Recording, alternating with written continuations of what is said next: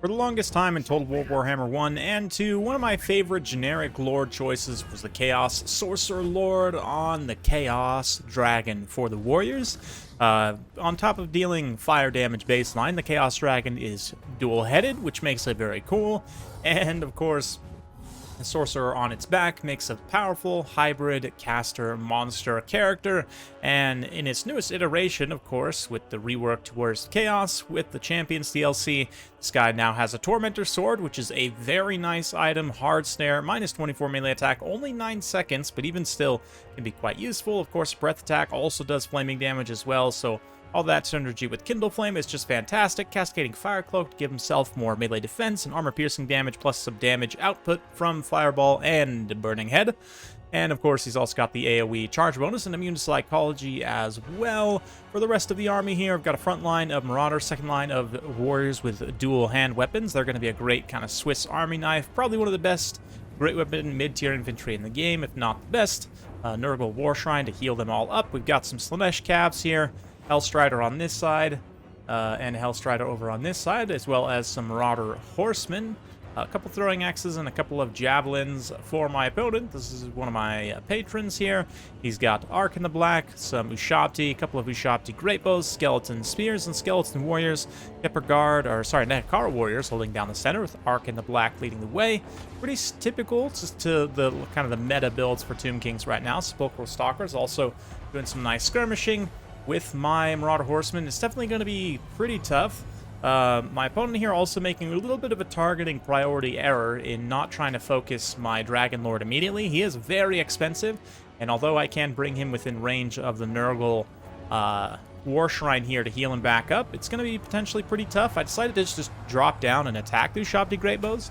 In terms of a win condition for me, if I can kill the Ushabti Greatbows, there's a very good chance that my dragon will just carry the entire battle, so we're going to do that. Also, mobility fight getting underway here, considering these Hellstriders are, 50 costs less than the Nekakara Horsemen. They're actually going to win pretty decisively here, even without the Cascading Fire Cloak. They would have done very well, but Horseman just pressuring here. Another little cycle charge with the dragon, straight into the Chosen of the Gods. And an issue that my opponent's going to run into is doesn't necessarily have enough infantry to allocate to protect everything at the same time.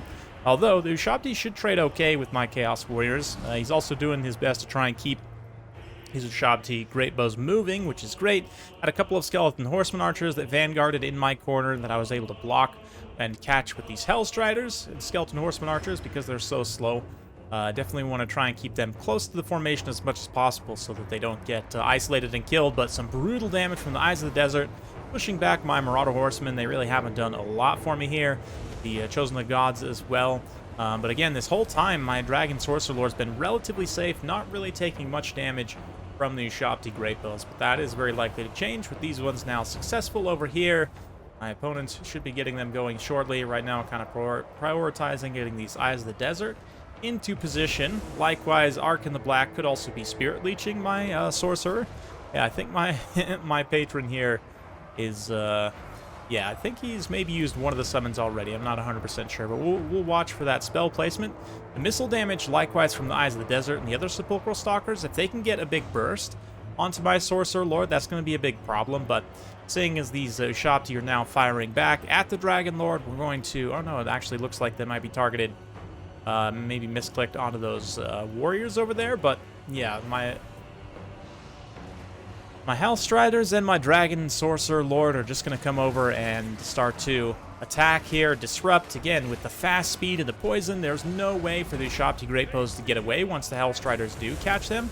Another little Cascading Fire Cloak there puts them up to 617 weapon strength. And of course, the Kindle Flame just increases that on the Ushabti Greatbows for the time that it is active, an additional 20% damage on top of everything. So pretty nasty stuff. I do have to be careful, though, about leaving my dragon in combat for too long, where these ranged units can get good focus fire on him.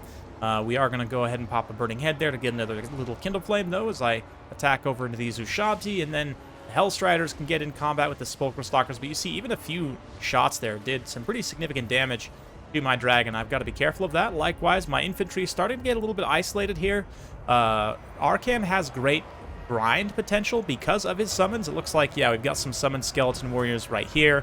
So with those summons continuing to come out over time, I'm going to have issues. I mean, of course, I have my own kind of grind box right here, but considering things are fairly spread out right now, a lot of my warriors are not getting the benefit of that healing. My Marauder Horsemen also kind of starting to run out of steam a little bit, and if the Ushabti are able to get loose and just have free reign, like if my mobility gets shut down, then my dragon's in huge trouble. To that effect, we're going to try and finish these Sepulchral Stalkers here, manage to get the regular Ushabti Great Bows completely shut down, so all I've got to do left is take down Chosen of the Gods. But I don't really have much in the way of mobility besides the dragon itself. The Hellstriders are out here.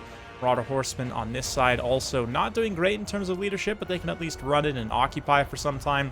The Chosen of the Gods even doing great damage to the War Shrine here, even though they're kind of meant more as an anti-infantry, and certainly are shredding. This Chaos Warrior also gets hit by a Fate of Buna, and no Nurgle War Shrine can heal them through that much damage. They are going to rout through those crumbling skeleton spears.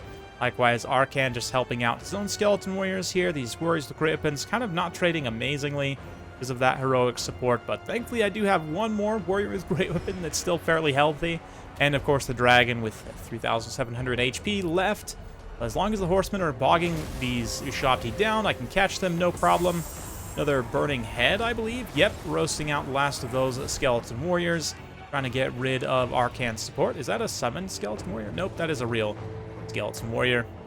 And with everything kind of tied up in terms of the mobility phase, I can finally hunt down Arcan himself. Arcan's going to respond with a Spear Leech here, but I can also run over to the War Shrine at this point with the Dragon. A little Fireball. Misses anyway, but it's mostly just for the Kindle Flame. And you'll see now that the Dragon is getting a little bit of healing, which is just fantastic. You know, it is passive healing. It's kind of a trickle over time. In order to heal cap the Dragon, you'd have to stand next to the Nurgle Shrine for quite some time, but it's just nice to have that extra possibility. And with the buffs to dragons, the general changes to Warriors of Chaos, and yeah, the buffs to the Chaos Sorcerer Lord himself in terms of getting a hot new item, it's better than ever to take this guy, and it makes me very happy. He's one of my favorite generic Lord choices, even in campaign, like in Game 1. I was a big fan of these guys. Their voice lines feel very thematic and awesome. Their skins are some of the coolest mages in the game. They're very chaotic looking. Just in general, I'm happy that they seem to work out okay. I will say the battle was close enough. I think if my patron had focused my dragon just a little bit earlier with his Ushabti Great Bows, it might have turned out a little bit differently. Certainly would have forced me to fight near the Nurgle War Shrine with the dragon more, which, I mean, part of the power in this particular battle of the dragon was the fact that it could fight out in space and pressure those Ushabti Great Bows with its own mobility, just going directly after its greatest threats. But even still, Arcan putting up a pretty decent fight. Tormentor Sword going to freeze him in place.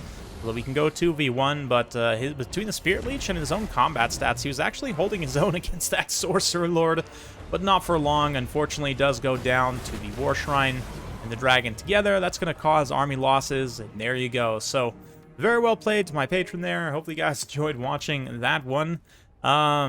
Yeah, I mean, it's just, it's really, really awesome, to be honest, to see this Dragon Sorcerer perform so well. And I mean, I think, obviously, Warriors of Chaos are being carried pretty heavily by the fact that Hellstriders are pretty broken, overpowered right now for their cost. I think if they were to get nerfed, Warriors of Chaos might actually drop a little bit in terms of the rankings, especially after Festus was nerfed as well. And hopefully they put a hard cap on the number of Soul Shrines that you can take. But I do think the Warriors of Chaos are actually not that far off in terms of balance. I know a lot of you might disagree with that and think that they're like way, way overpowered, but a lot of the God-marked units actually don't end up being wildly cost-effective. There are a few that are very good, like the Nurgle War Shrine, the Slaanesh War Shrine, or the Hellstriders. But in general, a lot of the marks just tend not to be wildly cost-effective. I guess the Marauder Horsemen generally are very good too for any of the marks. But anyway, yeah, it turns out that I mean, even as strong as I extol its virtues, this Dragon Sorcerer still barely pays for itself and almost dies. So how strong is it really? Hard to say at the end of the day, but certainly the Warriors of the Grey Weapons, a great, reliable kind of centerpiece unit, provide a nice backbone here. The Slaanesh Hellstriders, a lot of that value carried is against these two Skeleton Horse Archers, which, you know, even if they were cost increased, would probably still be a great use case for them, but definitely think they should perform less cost effectively against something like these Nehekara Horsemen who didn't do much at all. The Ushabti actually traded fairly well, and maybe that's the thing to do in this matchup, is just go with more melee Ushabti.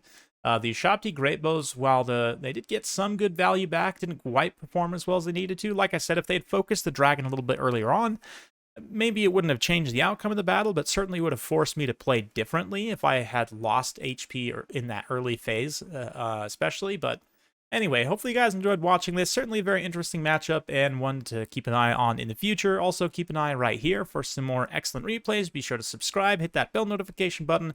Every time I upload, you'll be notified. Thanks again. We'll see you next time.